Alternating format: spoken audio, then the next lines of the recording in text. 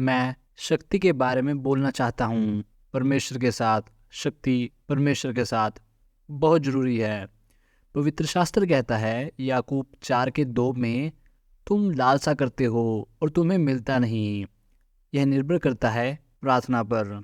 आज मैं आपके साथ वचन बांटने जा रहा हूँ प्रार्थना की अद्भुत ज़िंदगी के बारे में। क्यों शैतान आपसे लड़ता है जब बात प्रार्थना की आती है, और आपको क्या करना चाहिए जीतने के लिए इस जिंदगी में। यशायाह 59:16 में कहता है, उसने देखा कि कोई भी पुरुष नहीं है और इससे अचंभा किया कि कोई विनती करने वाला नहीं है। तब उसने अपने ही भुजबल से उद्धार किया और अपने धर्मी होने के कारण वह संभल गया। क्या अद्भुत अध्याय है। परमेश्वर किसी को देख रहा था जो प्रार्थना करे और किसी को नहीं पाया।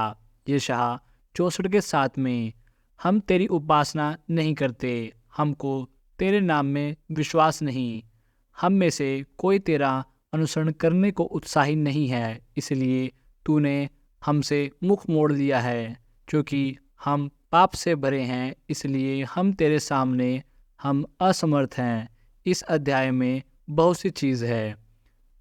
हम तेरी उपासना नहीं करते, हमको तेरे नाम में विश्वास नहीं है, हम में से कोई तेरा अनुसरण करने को उत्साही नहीं है, इसलिए तूने हमसे अपना मुख मोड़ दिया है।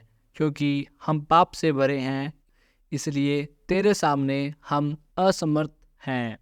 परमेश्वर ने अपने आप को छिपा लिया, उसने अपना चेहरा छुपा लिया, क्योंकि यह उसकी प्रकृति है। परमेश्वर ने अपने आप को छुपा लिया एक अच्छे कारण के लिए। यशायाह 45:15 में कहता है, निश्चय तू ऐसा परमेश्वर है जो अपने को गुप्त रखता है। इज़राइल के परमेश्वर, उद्धार करता परमेश्वर क्यों छिपता है? जब आप उसे ढूंढते हो तो शरीर मरना शुरू हो जाता है। वह छिपता है ताकि शरीर क्रूस पर कुर्बान कर दिया जाए। जितना आप उसे ढूंढोगे उतना शरीर कम होता जाएगा। यह चीज़ है जिससे शैतान आपसे लड़ाई करता है, और आपकी पूरी ज़िंदगी में वह आपको चुनौती देगा। आपकी पूरी ज़िंदगी में वह आपको मनाएगा कि प्रार्थना करने में अपना समय बर्बाद कर रहे हो। प्रार्थना में अद्भुत शक्ति है। अगर आप उसमें बने रहो, करते रहो, कभी हार ना मानो। तो आप अपने बच्चों के लिए प्रार्थना करते हैं, आप अपने बेटे के लिए प्रार्थना करते हैं जो नशों में है, ड्रग में है, और आप अपनी बेटी के लिए प्रार्थना करते हैं, वो जो कर रही है उसे वो करना नहीं चाहिए। यह कई साल ले लेती है, तब जाकर आप चमत्कार देखते हो। अगर आप हार मान लेते हो या कहूँ छोड़ देते हो तो आप उन्हें खो दोगे। कभी हार न माने, आप हर दिन प्रार्थना करें, एक भी दिन न छोड़ें। जिस दिन आप चूक जाते हो उस दिन आप हार जाते हो। आपको हर दिन प्रार्थना करनी चाहिए। परमेश्वर के साथ संपर्क बनाए रखें हर दिन, क्योंकि हर दिन क्यों? क्योंकि हमें जंग खा जाता है, क्योंकि हम अपनी आत्मा में जंग बना लेते हैं। अगर हम हर दिन प्रार्थना नहीं करते तो हम जंग से भरे हो जाते हैं और हमें परमेश्वर को ढूंढने में मुश्किल होती है।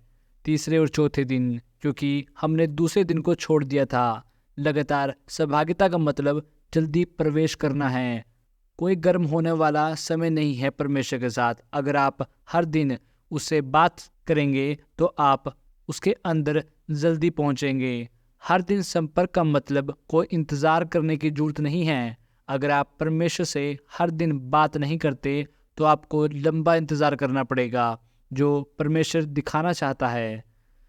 हर दिन संपर्क रखना जटिल है, तब शक्ति या कहूँ सामर्थ आती है। मुझ पर विश्वास करो, मैंने यह सब अनुभव किया है।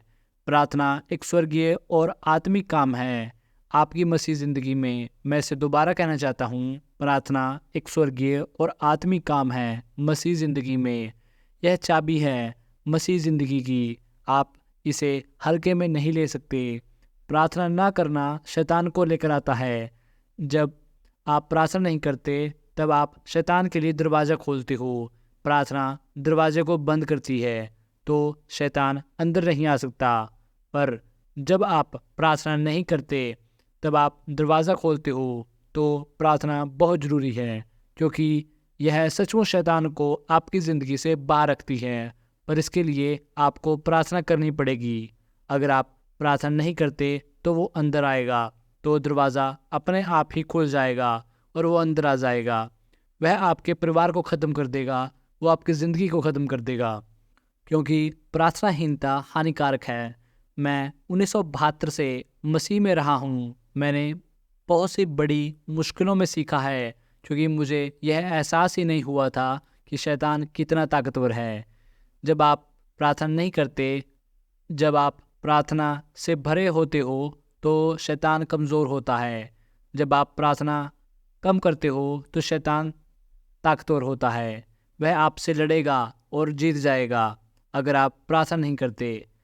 यह ऐसा है, अगर मैं प्रार्थना नहीं करता तो मैं शैतान को ताकत देता हूँ। अगर मैं प्रार्थना करता हूँ तो मैं परमेश्वर और स्वर्गीय चीज़ों को ताकत देता हूँ।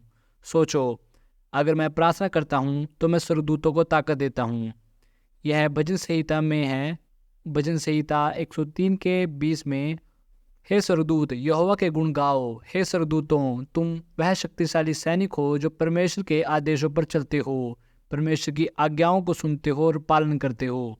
हे दोस्तों, अगर आप चैनल पर नए हैं तो चैनल को सब्सक्राइब कर लीजिए और नोटिफिकेशन बेल यानी घंटी वाले बटन को दबाना मत भूलना, ताकि आपसे कोई भी वीडियो मिस ना हो।